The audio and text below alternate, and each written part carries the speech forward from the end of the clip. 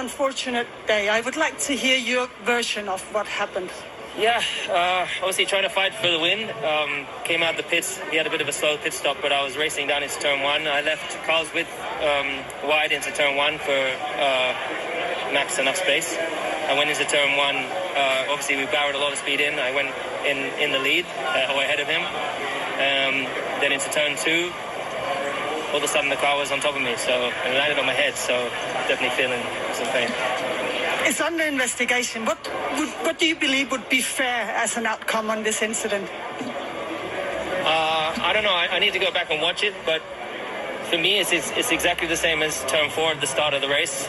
I went round the outside of him, and I ran. He run me wide, and I ran out of space, and I had to take the escape road. If I had tried to hold on to it, we would have happened to be in the same position as we just were just now. This is just inverted into turn one. He's behind, and he didn't. When he's gone into two, he knows he's not on track.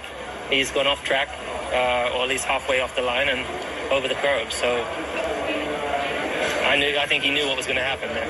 Very frustrating, I imagine, Lewis, because you had the race sort of in your hand after that slow pit stop of Max. Yeah, definitely. It was, just been a difficult weekend. I was quick. Then bad start yesterday, and I was really hopeful, just pushing, trying to get the best result today, and got stuck behind Lando, and I was just fighting, and definitely sad to end it this way. But yeah, it is what it is. What a day. The start, the pit stop, the incident with Lewis. Let's take the last first. Give us your version of it, please.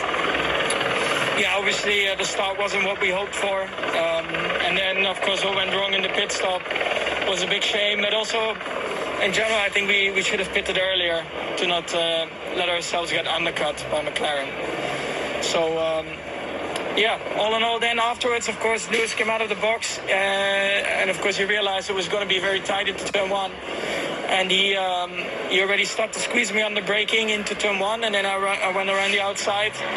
And he just kept on squeezing me, so I tried to be on the outside, but at one point he just ran me out of space. So then I had to go over the curb, and then of course you get a crash like that.